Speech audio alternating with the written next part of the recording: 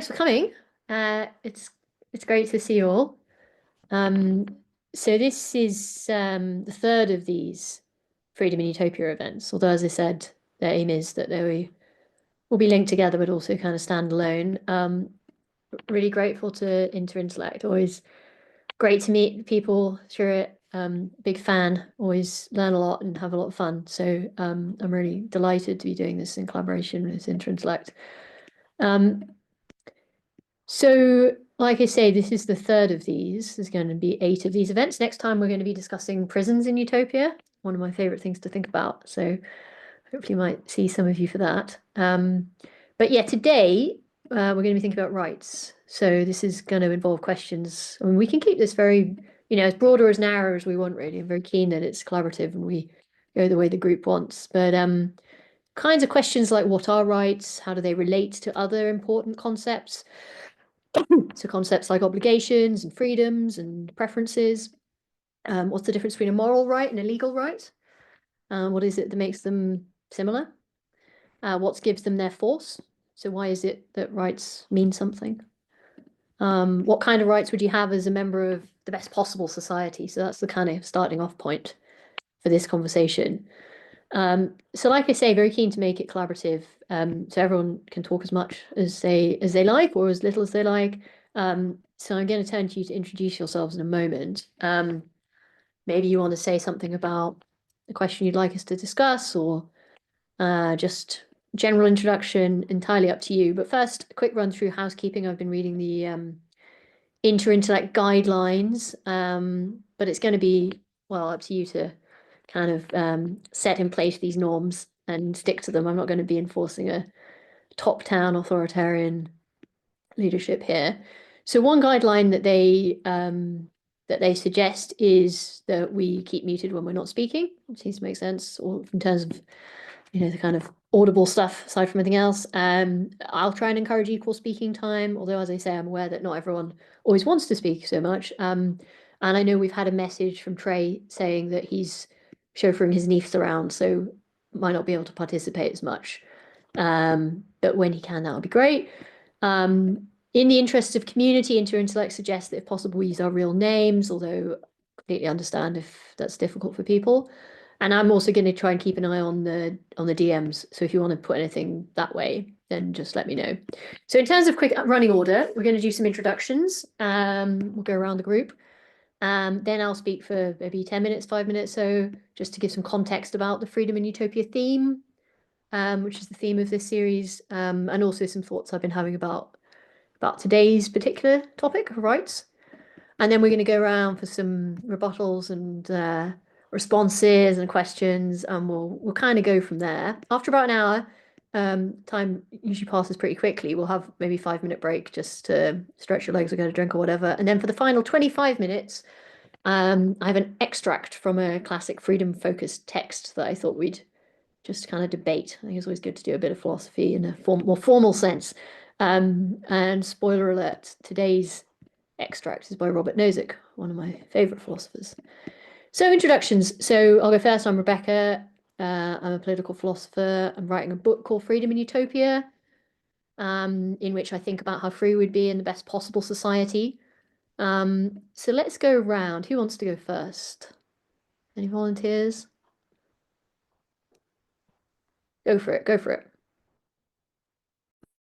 Shine, background in machine learning and physics. As far as this topic, I wanted to discuss something I've recently read. It was an article called From Statecraft to Soulcraft. And it got me thinking because it was trying to make a sort of steelman version of authoritarians, basically, like the vision put forth by Putin or Xi Jinping. And the reason it got me thinking is they put forth a positive vision of what should a society be like, whether that's, the Chinese or Russian vision of the good life, which is the opposite of what I had in mind when I think of utopia. To me, utopia is like you have the agency to do whatever you want, versus like these alternative conceptions, even independent of religion, seem to put a lot of constrictions on people. I'm not sure, not being Chinese or Russian, I don't know I don't have the background to say, would I be happy in that society? Um, but so I realized, my vision of utopia is actually just like one version of it. It is a very much secular liberal version. And I wondered if is that what political philosophers mean when they say utopia, or is it encompassing enough to do something about the Russian worldview, whatever that is?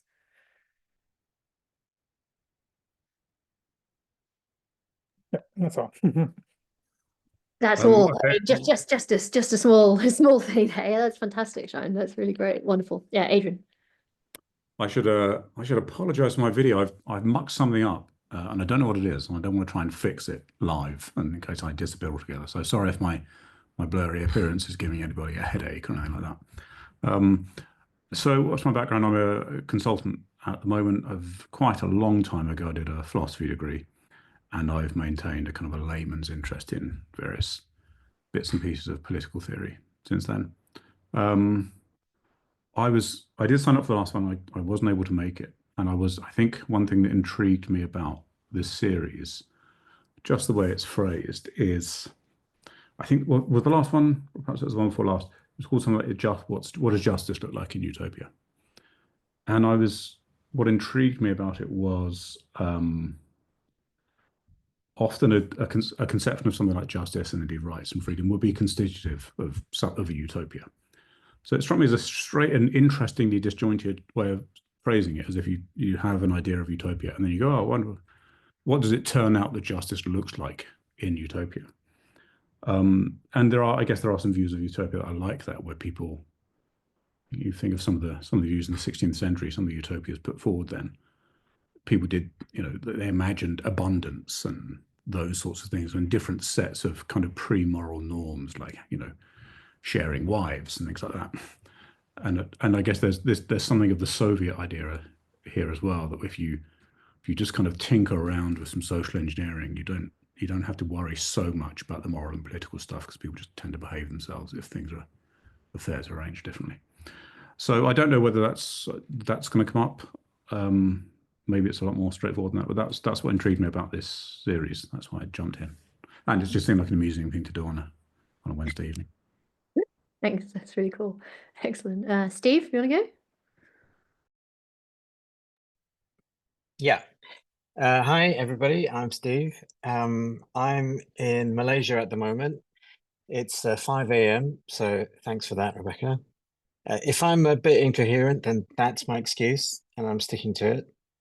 The thing I'm working on at the moment is I'm trying to put together a framework that I call the alternative PPE. So PPE meaning philosophy, politics, and economics, which is particularly focused on the new generation, Gen Zs, or the young people.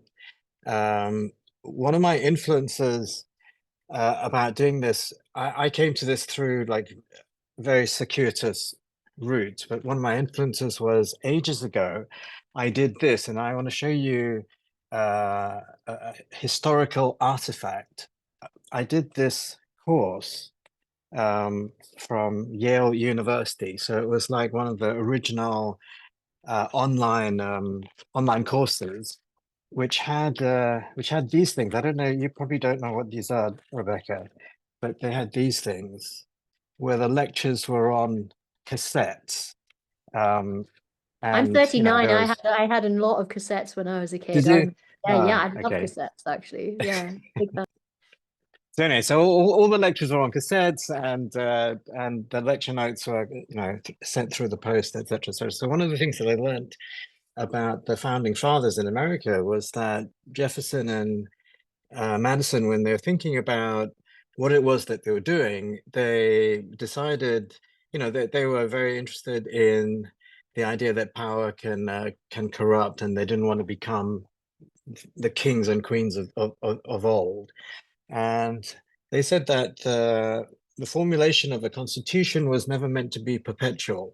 It was only meant to be good for for one generation. You know, they thought that it was immoral for one generation to tell the next generation what to do and how to do it. So the idea of rethinking society being a kind of continuous work in progress at whatever periodic time, I think is quite interesting. And so I've been, you know, reasonably interested in the idea of utopia and how one does that. Yeah, so anyway, I came across this through many different parts. I think historically I'm a gentleman of a certain age. So my first experience in the kind of socio-political system was during the winter of discontent, which was the Callahan government. I'm from Malaysia, but I went to school in England. And then I had no humanities at all growing up. I did sciences, maths, physics, and chemistry. I did medicine in my first degree. And then 1989 happened, which was the end of the Cold War. That was fascinating to me. It's impossible to explain to people what it was like when we didn't have an internet and we had no idea. That winter, me and some friends drove to Romania with some aid, some medical equipment and stuff. And I remember driving into Budapest thinking, oh my gosh, like, what is this? This is so beautiful. I stayed in Romania for a bit, but it was quite dangerous to be there, and my loved ones were not happy with that. So I went back to England, got back into life. But then later on in the late 1990s, I'd finished the thing. I went to Cambridge, did another degree, and I had an opportunity to go back and scratch that Eastern European itch. So I went back and I worked and stayed in Poland for the next 8 years. It wasn't meant to be 8 years. It was, you know, meant to be a year kind of thing, but I got caught up there. So that whole idea of how we develop as a global society at the end of the Cold War was super interesting to me. And anyway, so that's been tinkering around in my head for a while. Okay, that's me. Thanks. What a great Thanks. introduction. Yeah, sorry it's so early for you. It's a bit of a wake That's up. fine. Well, we're very privileged to have you with us. Uh, Jess, good to see you. Do you want to go next? Introduce yourself? Are we just doing introductions? Yeah, any thoughts you've got, a bit about yourself, any thoughts you have on freedom or utopia or rights, or however you want to do it. Well, it's good to be back. I have been to one other of these series and I really enjoyed it, so I wanted to come to another one. I live in New York, in Manhattan, and I am a project manager at the ACLU, so it's an American Civil Liberties Union. For those of you that aren't in the United States, we're quite busy right now, fighting with the government and all of its executive orders that are coming down. I'm not a lawyer personally. I work in communications and marketing. And in my past life, I was actually in the United States Army. So I spent quite a lot of time traveling around, being deployed with the US military. And then when I got out, my corporate jobs weren't as exciting as what I did with the military, or I worked at NATO for a little bit too in Brussels. I lived in Europe for about 6 years. And I didn't feel that same passion. So I started working in nonprofit space. And I found myself at the ACLU shortly after Trump got elected the first time. And so here we are again, 2.0. And I've been an inner intellect for about a year and a half, and I really enjoy these spaces to talk to people from all over the world because I miss living internationally and working and also to have these sort of conversations that I don't get to have on a daily basis because we're mostly like talking about what's in the news, and it gets a little overwhelming sometimes. And I like to talk about this sort of stuff I find it to be fascinating. So I'm excited about today's conversation and the rest coming in the series. I really appreciate Rebecca for having this. Oh, thanks so much. That means a lot. It's great. It's great to have you back. Wonderful. We also have Trey. I know Yeah, Trey is, I can yeah. go. Excellent. Fantastic. Yeah, I can go real quick. You asked about the obligations, freedom, preferences, and I wanted to add responsibilities to that in the context of litter. And it's something that I've seen others mention this as well, that over the last, I don't know, maybe decade, maybe 5 years, at some point, people just seem to notice it getting worse. And it seems like it can't be that many people doing it, but is it enough? It definitely is enough that it adds up in some places, especially in rural areas, which I live in a rural area. And I actually tried to keep up. I was going to do a mile of road, but I was starting way smaller. I didn't even get close to a mile, and I did this for like 18 months. I think I ended up at a half mile, and it was just incredibly time consuming. And if you're gone for a week and a half and got back, you were just starting over. So I'm thinking of Utopian, like, what rights do you, excuse me, not rights, but just responsibilities and obligations, but not necessarily laws. Though I know I'm all for anti-littering laws, but that's still kind of it clearly doesn't work. So that's what I was thinking. Thanks so much, Trey. That's really thoughtful. Okay, so I think we've all introduced ourselves. Maybe I'll just say a little, and then we'll jump right in from where we are. I don't know about the rest of you, but I have a lot of thoughts already from the things everyone's been saying. So we'll also come back to all of these. I've made some notes, and I'm sure you've remembered them too. I think they'll come up throughout our conversation and guide it. So maybe first just a quick explainer about the title of this series, particularly those of you who haven't joined us before. So Freedom and Utopia is the name of the book I'm writing, but it's also, I guess, just some stuff I'm interested in kind of generally. And it's great to have a chance to talk to interesting people about these things. So it's a book about freedom, and particularly it's about how free we'd be in the best possible society. But the kind of underlying thought is something like, oftentimes, like when philosophers talk about the good, or when they have theories of the good, they talk about different values like justice and equality.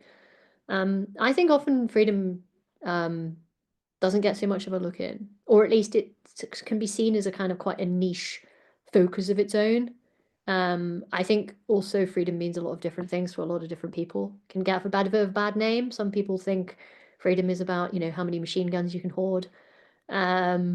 So we've got space to think about what we really mean by freedom. But for now, one of the reasons I sort of settled on the utopia framing. So I think for me, the philosophy books or the political philosophy books anyway, that I guess I find the most memorable in some senses, the ones which have a kind of central thought experiment. So some kind of picture or idea, some problem, which is kind of manifest in a narrative or a story.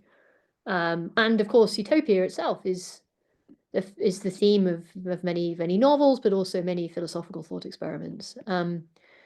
And it can mean different things. So people have different conceptions of what utopia is. The kind of conception I'm using, which doesn't apply to all of the classic depictions of utopia, is a kind of best possible society idea. So just briefly what I mean by that, I'm using best in a sense of like an objective notion of best. So some things that are good for human beings as human beings, not just what people's personal preferences are. So actually this comes back to something Shine was saying in terms of people having different conceptions of utopia. It's definitely the case that what you want out of a society is relevant to how good it is for you, but it can't be the only thing. So the person who wants utopia in which everyone else just exists to make them ice cream, that might be lots of things, but it's not going to be an objectively good place, both in the sense that it's just not going to have enough, we're not going to have enough information about it, but also if everyone exists to just be the slave to make ice cream for one person, that just that one person might be happy, but that's not the kind of utopia I'm thinking about. I'm thinking that if we use this objective conception of best in the sense of what are some things that are necessary in this society? So what are the things that if they didn't happen in the society, it couldn't count as utopia? So for instance, I want to say if people are allowed to go around torturing each other, it's not going to be utopia. I mean, that's a pretty low bar, right? You want to have a few more things in place. But I think if you start thinking, hey, what are the things that you do need? What are the things you can't have? Then you kind of set yourself, you're setting yourself some edges. And that's the kind of approach I'm taking. So some things are required, some things are ruled out. And possible, I think, is also constraining. I think constraints can be useful. Because I'm not talking about possible in the far away sense of, hey, if we all could fly, then what would be the best possible society? I mean kind of today or tomorrow. So I do think, for instance, in the next couple of years, because of certain technological advancements through AI, maybe we'll have much less scarcity of goods. Willing to kind of consider that. But I'm not considering if we could all fly or if none of us were going to biologically die. Again, those things might be possible, in which case you'd have to just run the utopia thought experiment again when it becomes the case. But we've got some constraints through that. And finally, thinking about society also constrains us. So particularly some people, some philosophers who think a lot about freedom might say something like, oh, the best possible world or my best possible life would be one in which I was the most free, therefore I should run off and live in the hills. Well, maybe you would be the most free running off and living in the hills, but you're not going to be living in society. So that's a different question. I'm asking, if you live in a society with laws and institutions, we can work out what those laws and those institutions are, but there are going to be some laws and some institutions. Then how free could you be? So that's the kind of background coming at it. That addresses a couple of the things some of you are saying. Adrian, I don't think it addresses your point about what's constitutive and what's not. But I think I'm coming at it from the tradition of people like, I guess, John Rawls, where I'm largely thinking it about in terms of like societal structures. So I can't remember what the title of the previous event was. There was one about who holds power in Utopia. This one, I guess, is sort of the justice one if you hold a kind of mid-20th century idea of what justice is and you think it's to do with rights. But I think I might answer your question when I talk a little about what I think of rights being. So I'll put it on hold for a second and then you can come back to me. But just in terms of the kinds of questions for today, maybe I'll just quickly go through what some of my thoughts would be on those. So first of all, what are rights and how do they relate to these other concepts like obligations, responsibilities, we've heard that Trey mentioned, freedoms and preferences. So I think pretty strongly that rights are a very particular concept. So I think it's important for us to distinguish what a right is in comparison to something else. I also think they happen to be a particularly important one. So some people want to reduce them down to other concepts. So a lot of people, for instance, think rights are just particular kinds of interests. If an interest is something that's good for you. Sometimes you hear people talking about rights as if they're the most important interests. I think one problem with that is that interests are often things that compete. So there's an implication that if you think rights are just an important kind of interest in the sense of something that's just really important for you, that then someone else's interest might override that. Whereas I tend to think one of the important things about a right is that it's not overridable. I'll come on to that, why that is in a moment. But I think similar risks arise if we think of them as preferences too. Now, that's not to say that there isn't like a strong correlation between what someone has a right to and what they want, or indeed what someone has a right to and what's good for them or what's in their interest. But I think you can quite quickly think of some examples which are one but not the other of those things. So I don't know if you want to think of something that somebody wants but they don't have a right to. So again, you might want all the ice cream in the world. Just because you want it doesn't mean that you've got a right to it. There might be some things that are good for you, but you don't have a right to. A satisfying sex life, for instance, might be good for you. It's hard to argue you've got a right to that thing. There might be some things that you don't want, but you do have a right to. So maybe you don't want maths lessons when you're a kid, but you've got a right to it. And then the final one, the other way around, that we've got rights to things which aren't good for us. So one thing you might say, I think you've got the right to be unnecessarily objectionable. It's not good for you to do so, but you've got the right to do it. So I think rights have got to be something slightly different from preferences and slightly different for things that are good for us. But that doesn't mean that they don't overlap. So next, moral rights and legal rights. So, I mean, I just want to say something like legal rights are rights that are conferred by law, like human law, whereas moral rights are things that reflect truths about morality. So if you believe that cavemen and cavewomen had some rights, and that was pre-human law, nobody had, put in place case law or statutes, no positive law, as the lawyers like to call it, then you believe in moral rights of some kind. There are other words for it, but I think that's a simple way to distinguish them. And then in terms of where they gain their force, well, legal rights gain their force from humans conferring law, from collaboration. You can argue what makes law legitimate. We talked a bit about that last time. And then finally, what a right actually is. So you might have got some ideas from some of the things I'm saying, but there are big philosophical debates again, whether rights are just interests. Some people think they're powers. Some people think they're freedoms. Some people think that they're representations of human sovereignty. There's a lot of people who talk about them in those ways. But for current purposes, I'm happy just to think of them as something that kind of protects and promotes our interests. And also they're things which are kind of constituted by perfect obligations. What I mean by that is if you've got a right, then the thing that it does is it imposes a perfect obligation on someone else. And by a perfect obligation, I mean an obligation that you've got to keep as a matter of justice. It's not just a nice to do. It's not you're walking past the pond and somebody's drowning, and it'd be good if you jumped in, but you're not obligated to as a matter of justice. It would be a good thing to do, but you wouldn't be doing something deeply wrong if you didn't do it. Whereas if you've got the right not to be tortured, I have a perfect obligation not to torture you. So it's a really strong, strict kind of obligation that forms the content. So if you've got a right, it means people hold obligations to you. So it's not just something it'd be better for you not to do, it's something you must. And then finally, we come on to this question that I hope we're going to discuss today, which is what kind of rights would you have as a member of the best possible society? So just in terms of dividing it up, in terms of some of these things I've said about rights, well, I'm going to say that some humans, regardless of what situation they're living in, have certain moral rights. So every human being that's ever lived, had the right not to be tortured. That means that other people held obligations not to torture them, regardless of what society. So the utopians have that. Every utopian has that just as a human being, and whatever other rights fit into that category.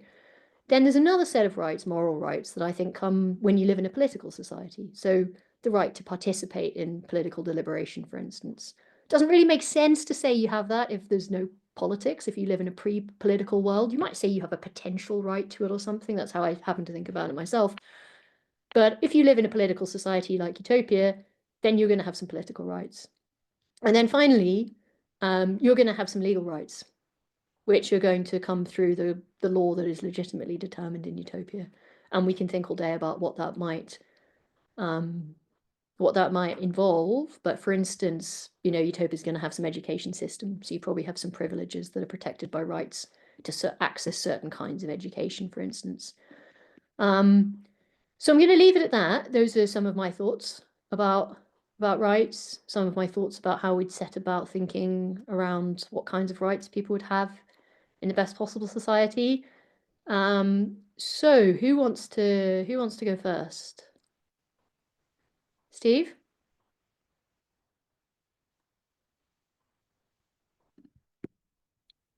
Sure. I don't know quite what to say.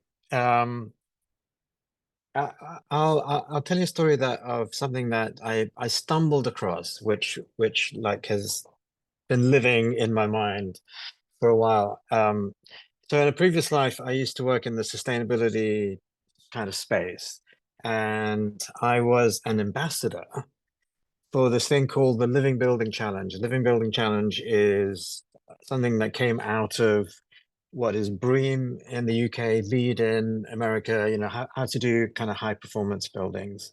And that in itself was an interesting set of concepts that was put together by this one guy from Portland, Oregon. Anyway, so I came across this, I was looking at kind of spatial design of the built environment. I was working with architects and kind of engineers, and I came across this thing in Savannah, which was an utopian society that was brought about by this one guy. You probably know this chap, in Savannah, in Georgia, in the 1700s, mid 1700s, something like that.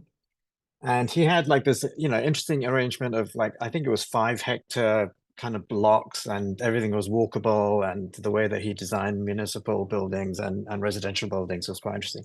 That's how I stumbled on it. But he had 4 laws as part of this utopian society. So one law or one rule, I can't remember what he called it. I think rule. One rule was that there's no hard liquor. So beer, wine is okay, but no hard liquor, right? That's the thing that destroys society.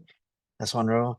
Another rule was no Catholics, because I think he got the money to develop this land from King George, and Britain was in the middle of a war with this, one of many, I think, wars. And anyway, no Catholics was another rule. A third rule, which was very interesting, was no slavery. So we're talking, 1700s, where the slave trade was very successful in America. And one of the things he did was that he looked on the map, and he looked at the latitude of Savannah, Georgia, and kind of, drew his finger across. And then he saw that he came to China, and China at that latitude was doing the silk trade, mulberry trees. So he thought, okay, we're not going to do cotton. We'll do mulberry trees and the silk trade as the economic basis for building the society. And the 4th law, which is super interesting, the 4th law was pause for effect. No lawyers in this utopian society. So the idea is that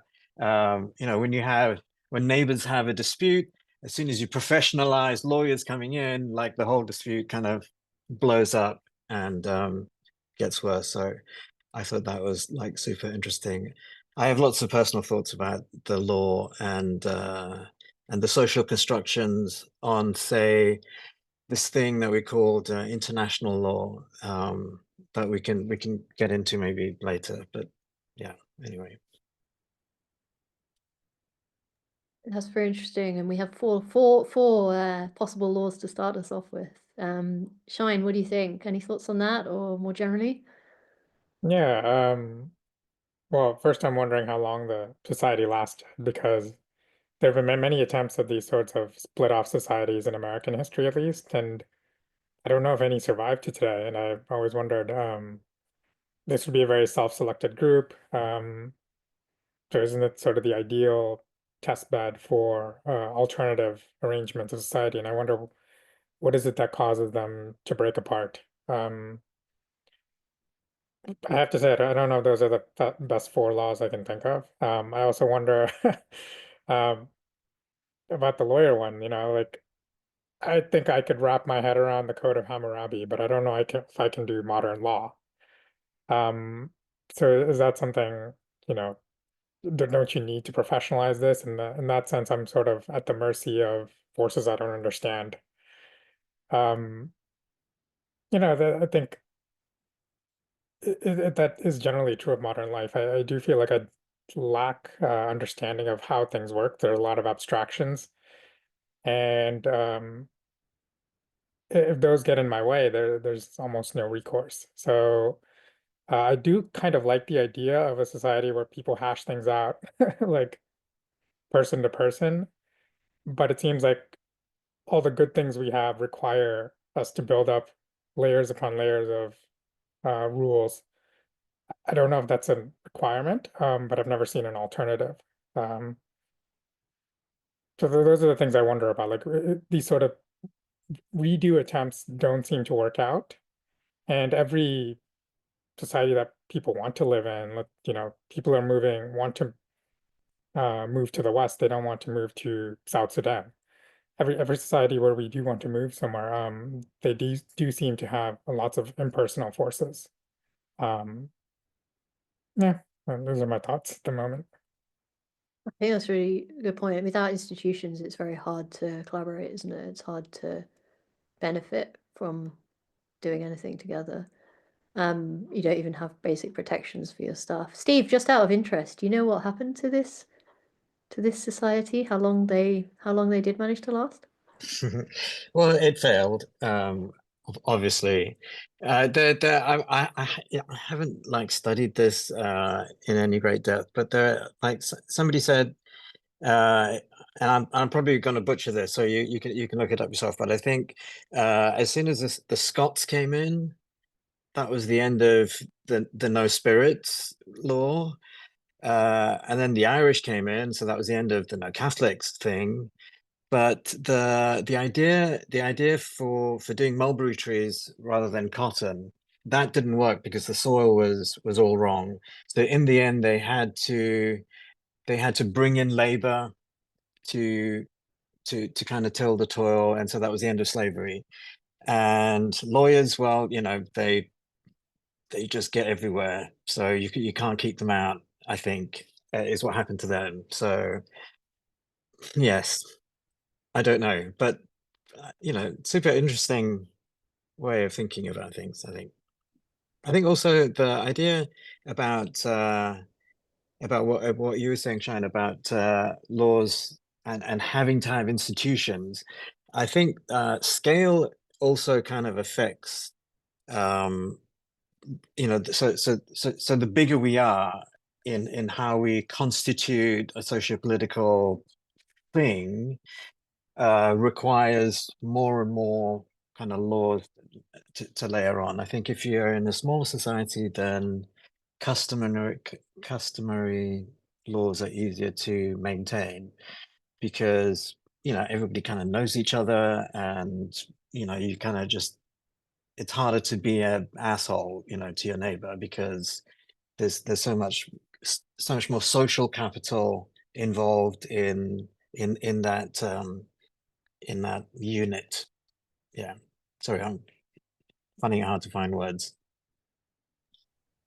No, that's pretty clear. I noticed that Trey has mentioned another utopian community in Alabama. He sent us a link. Adrian, what are your thoughts?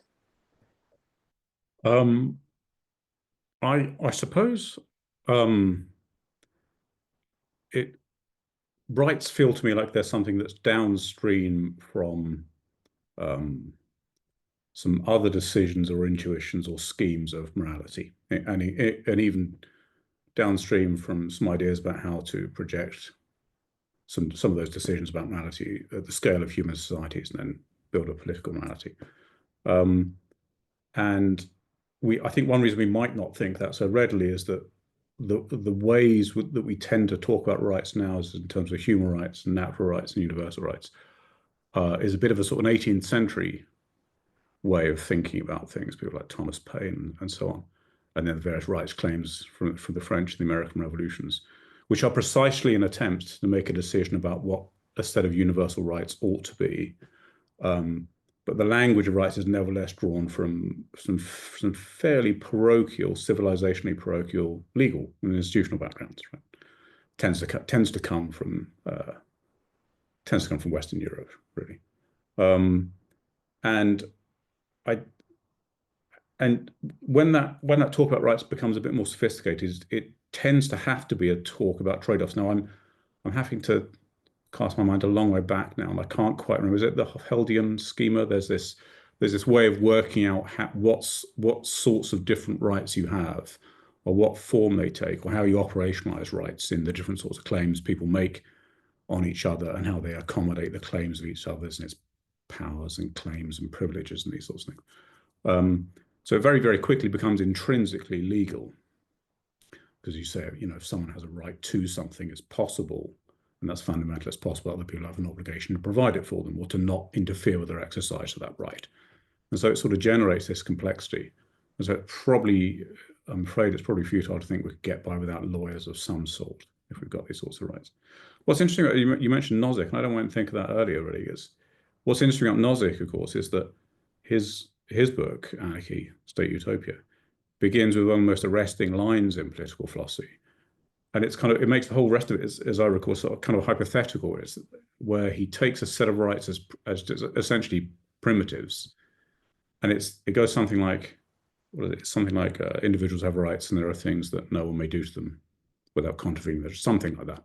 So then, as you say, it's a thought experiment. The rest of the book is in wondering what society, what's the best that you could hope for a society that respects a set of core rights. And so I guess to bring that back to the question to my puzzle about that, if we're trying to erect a utopia or decide which one we might want to live in, it feels to me like there's no way of doing that other than addressing all these questions about freedom, justice, rights. And when we look at all of those, we might go, oh yeah, that's it. That's the society that gives us the best settlement of these various sorts of things we want from morality and politics. And of course, lots of people might think, well, that's not going to be utopian. There's going to be all sorts of imperfections there, and part of political wisdom might be just learning to suck it up and put up with imperfection.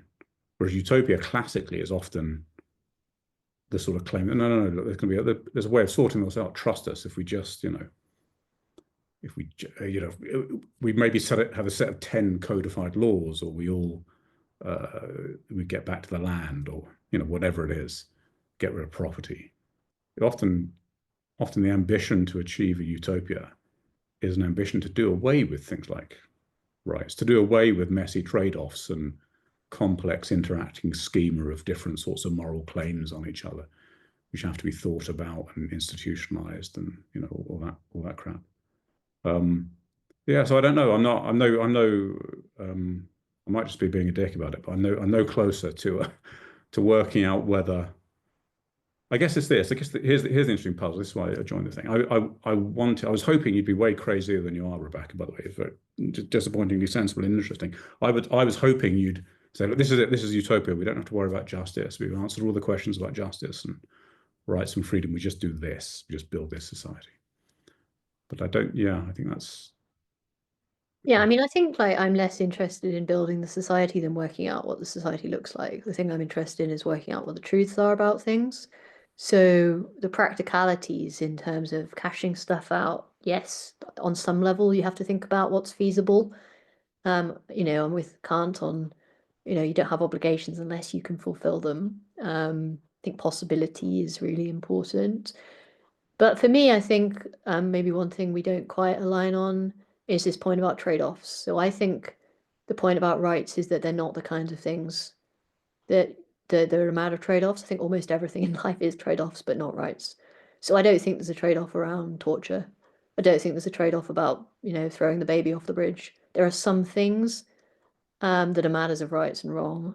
And I think rights, the concept of rights, is a good way of getting at some of those things. Not all of those things, but there are some things to, your nice quote about Nozick, which is actually the section we're going to look at. So that was well preempted. So if I could do a supplementary, then, that would be interesting. Would that mean that you would think things can only be rights if they don't entrain a trade-off? So classically, the move to, say, positive rights would be the right to the sorts of things you find in the UN Declaration of Rights, where you get the right to, I don't know, housing or healthcare, that sort of thing. That's there you get trade-offs, which would be something Nozick wouldn't be terribly happy about. Actually, probably is. But the idea that someone then has an obligation to provide it to you, and then that's a trade-off against their right to keep their private property, because some of that private property needs to be socially pooled for the provision of things for which people have a right. Yeah, I mean, I think you think there are different ways of talking about these things, and I do think a lot of this is to do with legal rights and moral rights. So legal rights, if they're badly designed, that can definitely be a matter for trade-offs, particularly when they're not well clarified by law. I'm more interested in moral rights, and I think part of the concept of a moral right is that if something is a moral right, the obligations that it forces can't be matters of trade-offs. So they can't be like, hey, I'll do a little bit of this, but I can't do all of it because I have this other constraint, or I'll do a little bit of this, but I've got this other obligation I have to meet. Now, this is a relatively controversial view. But it's a view that says part of how you can work out what a right is, and I think this is what you were getting at, is that if it's in conflict with something else, I think it's not right. Now, that's one way of looking at that, is to say, therefore, there's only a very, very small set of things that are rights. So those really basic, what people might want to call unalienable rights, like not to be tortured.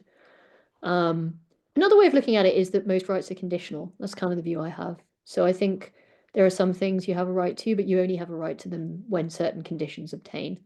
So, I have the right to walk down the street, right? But that's conditional, because if the street is lined with, children doing, some kind of, I don't know, they're lying on the floor, then I don't have a right to like trample on the children. So the conditions have to obtain for my right to persist. Similarly, I might have a right that is only potential until something happens. So you might say something like, I've got the right to feed my child, but I don't have any children, so it doesn't mean anything. So one way you can look at these things is to say that you have a really, really high bar on the kinds of things that can be a right. There are only these things which people, the content of which is other people's perfect obligations. And what's more, it's only the kinds of things that you always have and you can never lose. Another way of looking at it, like I'm suggesting, is to say that in most instances, rights are going to be conditional. So an example of a non-conditional right is the right not to be tortured. There's never any conditions in which that changes. That's my view. But other kinds of rights are rights that hold only in certain conditions. Another way of looking at it is just to say, look, a lot of the rights described by things like the Universal Declaration are legal rights.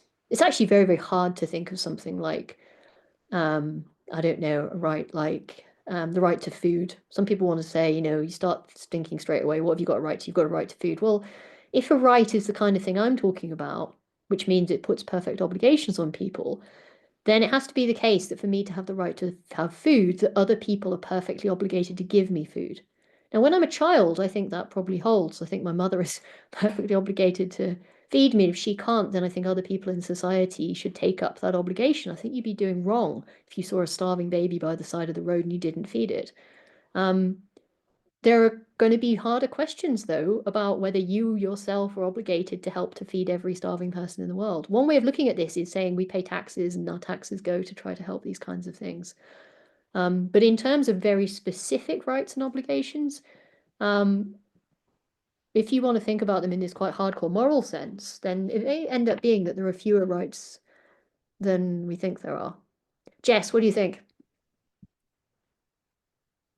Lots of thoughts. On the last one, though, I think like the right not to be tortured, or even, I don't know if you would say I have the right not to be murdered. I don't know, like the right not to be killed would also equate to that. That becomes a very gray and politically contentious area in the United States with certain people who are against abortion, because people say that, abortion is murdering a baby. And so in the utopian society, is it, a subjective thing? Are you murdering a baby? So now all abortions are illegal. Or what about the mother who, so then it becomes that sort of political argument again. So I would think that. And then they could also say you're torturing the baby too. Like that could be a question for torture. So it wouldn't be very black and white. So that's one thing. I think another thing, I think Trey is in our de Tocqueville reading group. This makes me think of when we were talking about the utopian cult or whatever society that Steve found. It made me think of the Puritans that Tocqueville had talked about a little bit in Democracy in America, and how they were Democracy in America, and how they were in their little groups, and it was much easier for them to get along in society because they had their well-established laws and rules, but they were also like so isolated. And I know we talked about this, I think, a little bit the last time, is that when you're so isolated from other groups, it's much easier to control and do things. But the Puritans had very strict rules, and they were able to to get along. And then, of course, once there started to be outside influences, then it changed. It reminded me a lot about that. But Tocqueville also talked about lawyers and said that he considered them to be the aristocracy of the United States. So I thought that that was really amusing. The other thing I thought of during this conversation was a long time ago when I was in grad school. I don't even know if they still talk about this. There used to be this thing called the responsibility to protect. I don't know if anybody remembers that, but it was this idea, I think, that some folks in the UN had thought about, where like larger countries that had more like bigger militaries and access had and this came out of after Rwanda, if you guys remember what happened in Rwanda, that there was like a responsibility to protect for countries to go in and act if they thought that something was going to happen before it would happen. And so instead of there being like this moral obligation, now it was like a law. And this became like a big deal, like very contentious. Like basically you were telling countries that they were now, instead of like feeling like they had a moral responsibility, that they were like now the police officers of the world. And this became like, I remember in the United States, they're like, well, it's not our responsibility to go around and like fix everybody's problems. But then like everybody saw what happened in Rwanda and it was like, how could we not have acted? So it was like this big debate on that. And again, this takes me back to Tocqueville, which he talks a lot about how like the breakdown of, I think, not the breakdown, but he talks about how in the United States, at least during that time, there was this sort of religious moral authority at the time. And that was what was keeping a lot of, I guess, America in check. And I feel as though maybe, and I'm not religious at all, which I think is funny when I think about it this way, is that there's a certain, for me, from in my observation, like if people feel like it's their moral responsibility to do something, they'll do something. But then as soon as it becomes like a law, and Trey was saying this a bit earlier, I think, when he was talking about littering, but as soon as it becomes a law, it's like it's a law now, and then they don't want to do it. And I was thinking about that too, because I used to live in Germany, and Germany's like so clean. And I don't know if Germany has like litter laws, but I remember my German friends would just say, well, we're very proud of our houses and our places, and we don't want it to be dirty, so we just like keep it really clean. And I'm like, is that just a German thing and not an American thing, that we're not proud and we don't want to keep it clean because we have all these like litter laws, and nobody wants to keep it clean. So it's like a really weird thing for me to think about. Like, is it like we've just lost our moral ability, and now when you put these laws on top of it, now people aren't going to do it. So I don't know what that means for our utopian society. I think we're just screwed, Rebecca. I really feel bad for you. But those are my thoughts. Those are some great thoughts. Actually, one thing I think about your point about the right not to be killed. So yeah, as you say, this brings up a load of questions about abortion. One way to address that is to think who are the rights-bearing creatures. So in the same way that some people might say animals don't have the same rights as humans, you might want to say what kinds of humans have these rights. And at the really dark end of that kind of talk, questions of societies in which certain like adults and children, living humans have been treated as if they've got fewer rights.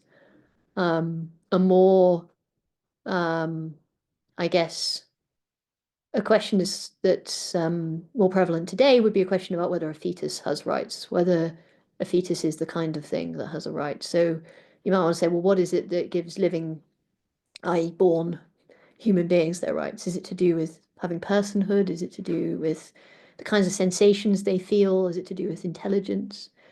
And this is the kind of reasons that we might want to distinguish between humans and some animals, at least. Some people might want to say, look, apes should be seen as having more moral rights than bivalves like oysters. We can argue all day about, how to draw the line on these things, what the relevant things are. We don't know very much about animals.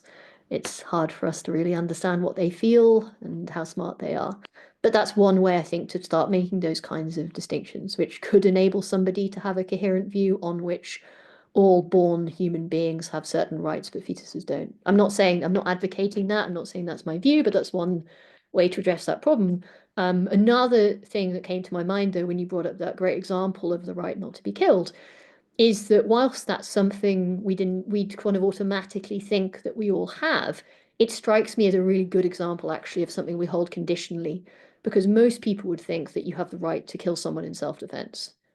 So I think I hold the obligation not to kill you, but if you're coming at me with a gun or a knife, and the only thing I can do to stop you from killing me, most people would think I would be morally justified in killing you. And particularly, I think if I say I did it accidentally while actually just trying to stop you, I think few people are going to say I did something deeply wrong. My personal view is actually I think I would have done something wrong, but I'm not sure I would have violated your rights. Similarly, if I protect the baby from the bad dude, similarly, it may be the case in some level that his right not to be killed by me has been forsaken on some level by his actions. So that's, I think, the kind of way we can look into seeing that very few rights are going to hold in all situations. Whereas the torture one, I think, is usually used as a paradigmatic example of no matter what you do, no matter what the conditions are, it's always going to be wrong to torture someone. Now, believe me, that's not how governments behave, as we know, including our own governments, not just governments in, more authoritarian nations. But it's much, much harder, I think, to make a kind of a self-defense argument or anything like that against, which would make something like the right not to be tortured into a conditional right. Yeah, Shine. Isn't that vulnerable to like a consequentialist thought experiment where you have to torture somebody to save, I don't know, 1,000, 100,000, 1,000,000, 1,000,000,000? Yeah, it is, Just but to I'm hit that number up? I'm not a consequentialist, so that's not gonna get me. But actually, when we can talk about this with Nozick, because Nozick has this famous footnote where he basically says exactly what you're saying. He comes at it from this hardcore view of like there are certain rights that we hold that can never be violated, but then he drops this little footnote in partway through about catastrophic moral horror, in which he basically suggests that there could be in some circumstances in which something could be such a catastrophe that we're able to trade people away like that. I actually think that you can just look at it as he just doesn't sufficiently clarify what his position is on rights. I mean, that's a standard criticism of him. For all he makes these big, bold claims, he doesn't really justify them. He doesn't clarify them. So we could just say, actually, he's just not really telling us enough about his theory of rights. He's not necessarily a consequentialist. We can argue all day about that stuff. I have strong views about consequentialism. But you're right that there is that kind of objection, but that objection only holds if you think consequentialism is true, and I don't, which is a philosopher's cop-out. Adrian, what do you think? Oh God, what about? So let's stress test. I think I can think of a way of picking up Shine's intuition, and sort of stress testing the notion that you have completely alienable and unconditional right not to be tortured. And I think you can probably do that without being a consequentialist, or rather you could say, well, look, you could be Bernard Williams about it. You could say, look, I don't think that there isn't some unitary foundational basis of the things we're doing when we're doing ethics, and that some of the reasons people don't like consequentialism is that you end up with this weird sort of political economy of dreadful things, and that's the pathology of it. Not that, but that you don't want to go too far the other way. You don't want to be, Kant saying you have to tell the robbers where your dad's hiding, so they can. That you have these kind of catastrophes at either end, where the mistake you've made is identical in each case, where you thought you found the rational basis for calculating the right thing to do, and then there are these catastrophic counterexamples, and that tells you that either not just that you haven't in either case, but there probably isn't one. And so if something like that is true, and that it's all a bit of a mess that we are kind of fitfully systematizing according to bits of sentiment and context and all that sort of thing, you wouldn't want to be completely immune to consequences. Doesn't make you a consequentialist, but you wouldn't want to be immune to it. And so you could imagine also you wouldn't want to be immune to rights claims either, whatever the basis of them is.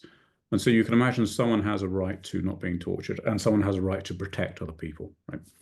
And so in the classic case, the sort of thing I think Shine's thinking about, where there's a terrorist who's admitted that he's put a suitcase nuke in a city somewhere, and it's going to go off in 30 minutes, right? And he's not going to tell you. He's told he's not going to tell you, but you're pretty sure you could torture it out of him. You're the world's best torturer right there. Terrible guy, and there is he, and he's going to do it. Well, he's got a right not to be tortured, and you have a right to protect, I don't know, the 8 million people who live in the city. You don't have to be Jeremy Bentham, or you don't have to be that kind of obsessive bean counting consequentialist to spot that it looks like, if there isn't a contest between those rights, if that right doesn't suddenly, the right not to be tortured in that context and against that weight of possible consequence doesn't suddenly become a bit alienable, then that's peculiar too. Then we're close to another one of those catastrophes where we've worked out that people just have these things called rights, and that captures what matters to us in ethics. But then suddenly we're setting up something which goes against everything that seems to matter to us in ethics. And so I think my feeling is don't be a deontologist or a consequentialist or a rights fanatic or any of it. It's all, no one scheme will give you the whole game. But you can see there how that does threaten. But if in that context, if in that example you're claiming that the right is truly inalienable, even in that sort of context, that suddenly looks like a position which needs a bit of a defense. You need to put your dukes up for that one. I think it definitely needs a defense. But I think it's a coherent position to hold, to say that it's wrong to torture the person, and that the reason it's wrong to torture the person is that torture is always wrong. I'm not sure that you need to believe that you have a competing right to protect people to be able to defeat that, or to be able to argue against it. I think there are other ways you could probably argue against it. So I think what I'm pushing back on is the idea that, say, only a right can conflict with a right or something like that. Completely agree with you that you can believe consequences are important and not be a consequentialist. But similarly, I think you can think rights are important and not be a kind of rights obsessive. I think rights are just one important moral concept. So in the same way that we shouldn't think of rights as just special kinds of interests or special kinds of preferences, I think we can save them, or at least the really hardcore, if you want to call them inalienable, or if you want to call them non-conditional rights, for very, very, very, very, very specific type things. And I think there's a good argument to be made that torture is one of those things, that even in the instance where he's going to blow up the city, it's wrong to torture him. One way around it is just it's wrong, or it's against his rights. Because I mean, it sounds it's like wrong. It's wrong because it's violating his rights. It's wrong for other reasons too, right? It's wrong because it's going to be painful to him. It's wrong because other people might see it and it might be aesthetically revolting. It's wrong on those other senses of wrong, but in the hardcore sense of as a matter of justice, as a matter of failing to keep your perfect obligation, the thing that makes it specifically wrong in that sense is that it's a rights violation. But is it the wrongest thing? Because then surely what we're concerned about there, why that strikes us as an interesting test case, is that we also think it would be wrong to let 8 million people die when there's a way of preventing that, or a way that's worth a shot. So we've got the argument would be that there's not a way of preventing it. If the only way that you can prevent let's say there is. Say we know there is, right? Or we got good reasons, which is probably all we have. I don't mean possible in the sense of like feasible. I mean morally possible. So if torturing somebody is always wrong, it's not morally possible to stop the catastrophe by torturing someone. And if that's the only way you can stop the catastrophe, it's not morally possible. Now, one way around this is just to take a kind of nihilistic approach and say, hey, sometimes we can do justified wrongs. It's a very tempting position to hold. The problem is it's not a very coherent position. Another is to be nihilistic and say sometimes you've got to let the world blow up. I could see a way that's not being a nihilist, but is to say actually coherence isn't the only thing that matters, or rather coherence is the thing to be sought if we are perfectly clear that there is some coherent schema which captures what matters to us when we're doing ethics. And there might be good reasons for thinking there isn't. And that example might be one of them, because we have all sorts of horrific reactions to the possibility of this. So I think I see what you're saying, but I think in that case, then we might as well just give up on the concept, though. If what we're trying to do is pin down the concept, and that sometimes that means that some things are not going to be permissible, then that's exactly the kind of concept we're looking for. It doesn't mean that we can't, we know that we live in a world with rights violation. What we're seeking to do here isn't to pin our concepts down to how people behave. It's to try to work out how people should behave. Right, but there's a stronger claim afoot here, which I think is the claim that actually not just that we can work out a scheme of rights where we should, in principle, in any situation, what does and does not contravene rights, but that scheme, and that might well be true, right? But that scheme, I mean, there'll be some hierarchies, but you can imagine a settlement like, but that scheme captures what matters for us ethically. So for people like classically, Bernard Williams thinks that's just garbage. He thinks we're kind of kidding ourselves. We're just a little bit addicted to schemes, and we oughtn't to be. And in fact, and this is more of a suggestion in his books, I think, rather than a claim, that addiction might in itself be a kind of an ethical error. Sorry, I think you're muted. Oh, sorry. There are different ways to approach this. One is just to say,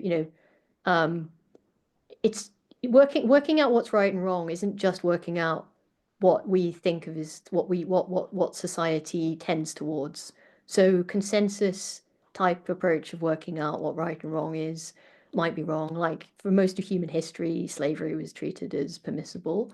That in itself should teach us that we need to do more than just think like what is it that seems to us, what is it that feels to us is right and wrong in society. So you get a different strand of political philosophy and moral philosophy separate from Bernard Williams in the 20th century, which looks to apply analytic concepts and believes in objective right and wrong in a way that Bernard Williams doesn't.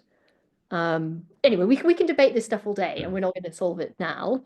But you're right. I mean, these are exactly the big questions we want to think about. We want to think, are there objective truths here, regardless of whether any society is full of people who hold those things, whether there ever will be. We want to think, do we want to fit our concepts to the way people behave in the world, or do we want to think of concepts that have neat edges? So, but which might be hard for any of us ever to hold to, ever to achieve. I'm aware that we're running out of time. These seem to go so quickly. What I'm gonna do is I'm gonna post in the chat this little extract, which we've already talked about a little bit, and let's just have a couple of minutes break in case you want to go and get a drink or anything. I'll post this in now though, so you can be reading it, and we'll discuss it in about 2 minutes time. I'm just gonna work out how I can upload this.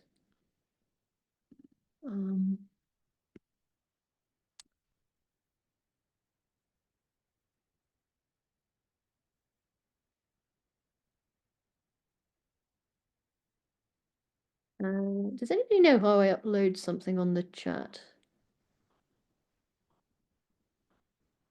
I see a file button under the chat. It's one of the 4 icons. Oh, I don't see that. What if I make it bigger? It's the bottommost row. There's format, emoji, file, and screenshot. Ah, so I've got format and I've got emoji. There might be a plus button somewhere that will kind of bring up the other options. Good thinking. I don't see it. All right, let me see if I can just copy paste the text. That's annoying.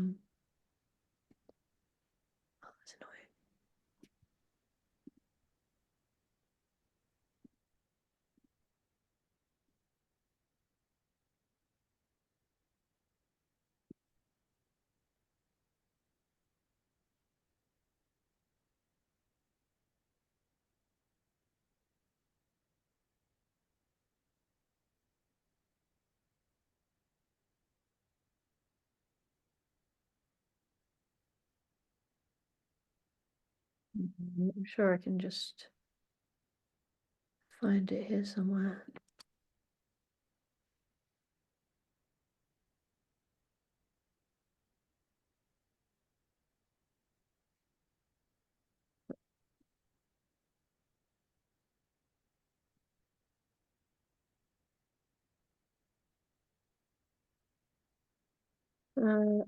All right, here's a short version of it.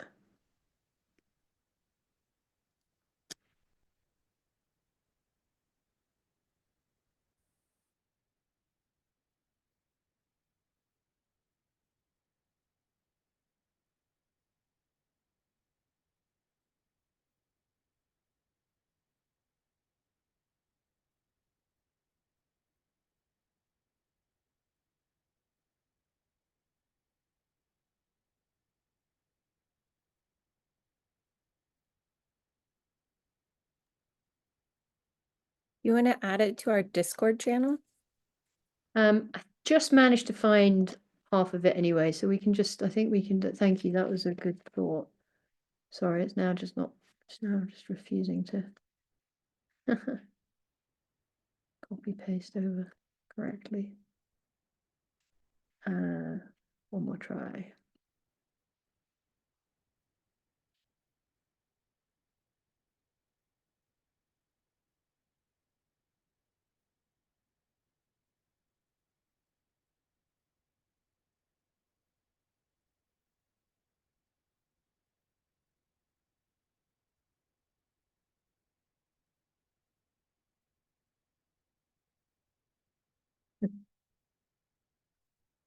Oh, I see. That's trying to send it to.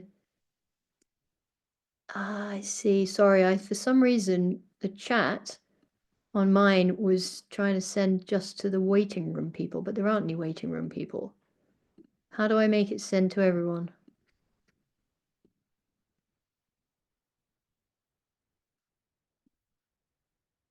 There we go.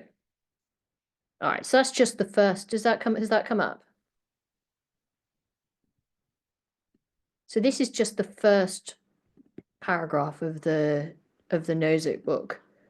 I was gonna do the first few paragraphs, but I think this will do. I mean, it's very much on topic exactly with what we're talking about. And as Adrian said, it's a pretty bold and memorable start to this book. I don't know how many of you have read Anarchy, State, and Utopia or know about it? Okay, cool. All right, just very quickly, it came out like just after Rawls' theory of justice, and in many senses, it's a kind of response to that. So it's a response partly to what Rawls talks about in terms of like kind of distribution, in terms of economic justice, in the sense of the kinds of things that members of a society should have a right to, if you want to think about it in those terms.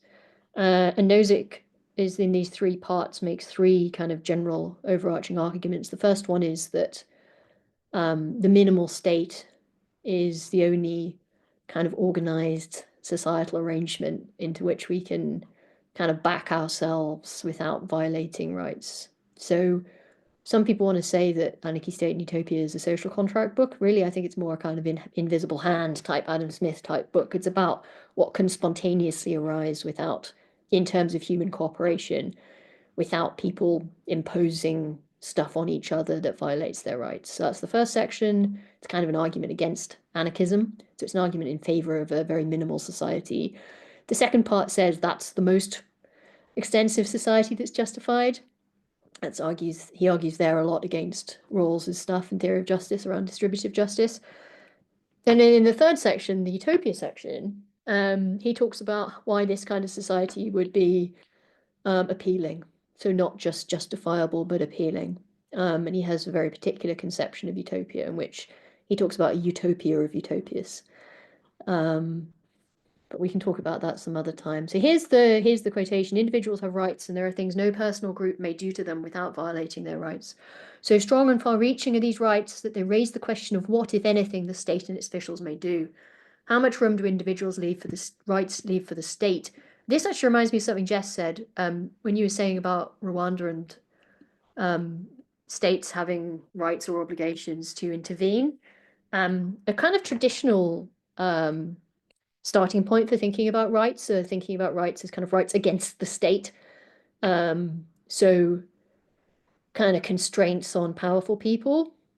And then in the 20th century, there was this very much this theme within legal theory and political philosophy and political theory around rights as kind of interventionist tools. So rights being to do with stuff like sovereignty and liberal interventionism. But I think Nozick, brings up this earlier idea here, which is seeing rights very much as things held by the individual, which constrain state power. So I think that's something we haven't talked about so much. We've been talking quite a lot about these more basic kinds of interpersonal situations, on which we're engaging as individual members of society rather than people holding political power. Steve, what do you think? Any thoughts on Nozick? I'm aware we also only have 9 minutes, so also if you want to start to be thinking about some final things to say, we've probably got time for each to make a comment on Nozick and each to say a final thing, but if you want to draw those things together, you're welcome to as well.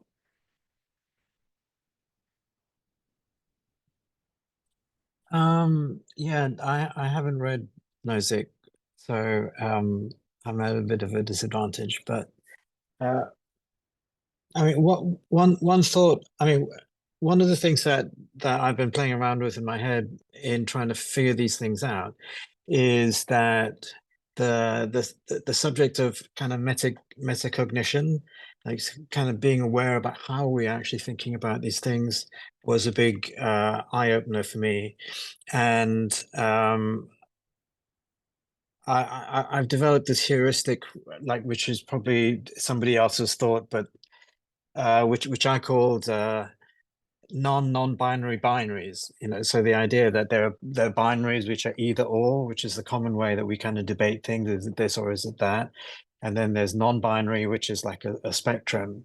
But the idea of a non-binary binary is that there are two things that are like a tightrope.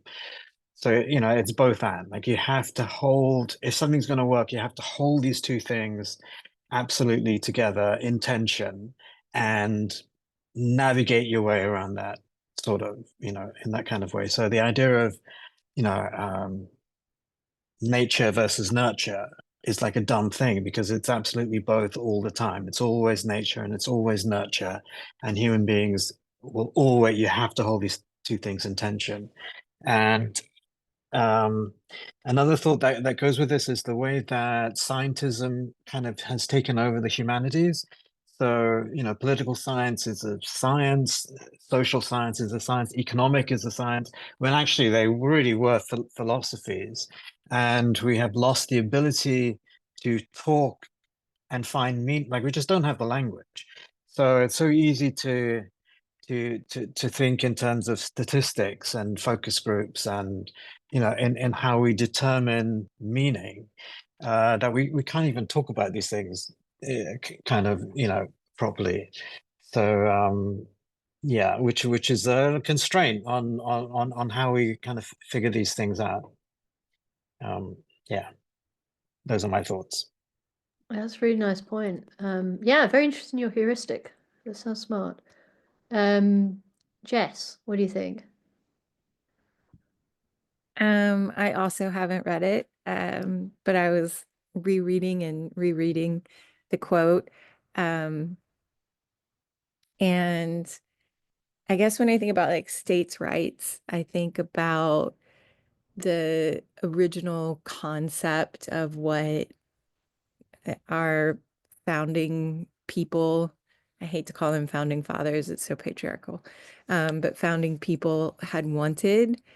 Like the very basic was, you know, trade, national security, treaties, you know, working with other states, commerce. But those aren't necessarily like, those are more like obligations to the people. So it's weird. It's like if you imagine the state as a person, I guess, then that's their right or whatever. And even security would be a moot point if there is not violence, which I think goes back to like I put a quote in there that violence begets violence. So if we set up this utopian society where torture is like I have the right not to be tortured, I think that's like the first step to preventing violence in a society. I think, um, an ideal utopian society is if we start clean slate with no violence. Because once you start having things like violence or slavery or things like that, I studied terrorism in my graduate degree. Like it just like one incident will create 10 terrorists, and so I think um, like national security might not even need to be a thing with other states if like if there's no violence within these utopian societies.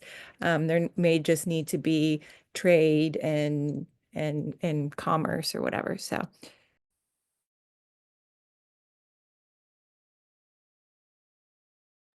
I'm so sorry, I pressed your mute instead of my unmute. No, sorry. Did I just mute you by accident? I'm so sorry. I'm okay. I was just finishing anyway. I was just going to say something in response to you, and I clicked your picture is right next to mine, and I clicked the wrong thingy. I'm so sorry. And I was just going to say, yeah, I think that's a brilliant point. And actually, it reminded me a little bit of something Rawls says. So he says this thing about he has a kind of realistic utopia concept where he's talking about, we've got to expect that people in utopia would still have human psychology. So some of them are going to do bad stuff. But he makes this point around like if you lived in utopia though, in a place with, good institutions and good laws, maybe after some time you'd just become better people. So that reminded me of that because you're right, aren't you? I mean, in an ideal world, our relations with other countries would be about trade. um, yeah, it's a nice thought. It's a very Rawlsian thought. I like it. I like it very much. Yeah, it's a great point. Well done. Shine, what do you think? Um, when reading this quote, it seems like he almost sees the state as a bully trying to take away, trying to do something to you, versus I think in a well-functioning society, the state is just other people, almost, or it's an instrument of other people. And I often think, you might have ideas about how everything should turn out when you first start out, so you have a certain set of laws, but later on you find it's a process of discovery where you say, well, this is exploitable in this way, I don't like those people doing that, and that's when the pile grows of restrictions on you. And I don't I I don't know if that is simply an empirical feature of the world as it turned out, or if it's fundamental to human psychology. Like antisocial behavior is at least, partially intrinsic, and genetics is random. Is it just, are we just plagued by people who will choose to defect as opposed to cooperate? Is there something evolutionary and game theoretic to this, such that utopia as a concept is unstable? Because as soon as you see instances of antisocial behavior, you impose restrictions, which then, corrupts our morality, maybe. So I wonder if this is appropriate for another species, or maybe we need dramatic advances in neuroscience or genetic editing to maintain utopia. Um, yeah, I mean, obviously there are better social contracts out there than the one I live in. Like, I don't know, Finland seems like a nice place, but I don't know if like humans are perfectible, and I don't know if a society where the laws are parsimonious and coherent, like the way philosophers like it, is realistic. Like I think real world society seem to be a giant kludge of things we tack on as we see problems. Yeah, it's a great point. And actually, I think, next time round we're going to talk about prisons in Utopia. So you're foreshadowing, I think, a lot of things from that discussion. And again, actually coming back to Jess's thoughts and the idea about, what do the people really like in Utopia? Like, what do they have to be like to be in Utopia, and how do they become once they've been in Utopia for some time? My guess is that if Utopia has any freedom at all, people do bad stuff, because I think it might be the case that after you lived in utopia for a while, then some of your desires to do bad things go away, because some of the bad things we do are because we're frustrated with the way that we're treated ourselves, or people living in bad conditions often do worse things, those kinds of arguments. So some of that stuff might go away. Yeah, maybe we could solve, I don't know, the psychopathy problem through some kind of genetic intervention. It also doesn't sound terribly free, but maybe you could come up with some argument along those lines. People voluntarily stopping being psychopaths by taking the anti-psychopath drug. That sounds more plausible. But just even in everyday conflict of like, two people wanting to do the same thing, you don't have to be violent about it, but you're probably going to need some kind of conflict resolution. You're going to have misunderstandings, you're going to have accidents such as, what some philosophers talk of as kind of moral luck cases. So, are you really responsible? You caused the bad thing. Maybe you should have been paying more attention, but you didn't intend to cause harm. You got distracted by something else. We're probably going to want to have some societal mechanisms for dealing with those things still. Do we want to see them in terms of crime and punishment? Do we want to see them in other terms? Discussions for next time, I think. Steve, any more thoughts?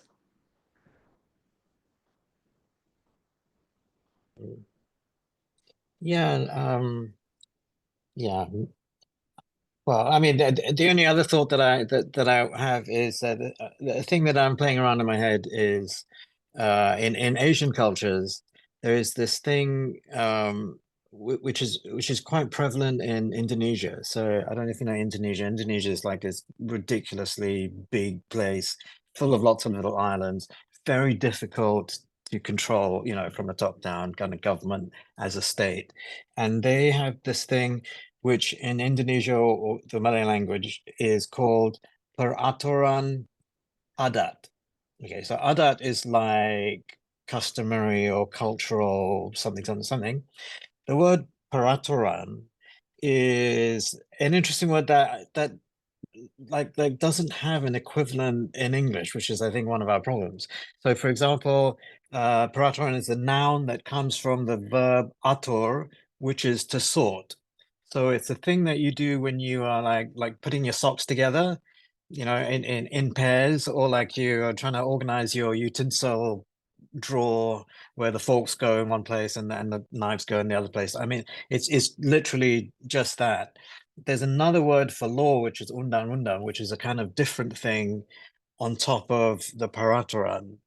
And so there's kind of more, the idea of kind of buying into like, this is just the best way of doing, like, don't be an asshole. Like, I know you can be an asshole and so can I, but like, this is kind of a good way to sort things out. So it comes back to the idea of scale. And, when we have like these things called nation states, I personally am a kind of anti-nationalist. I think the idea of a nation state has like gone past its sell-by date.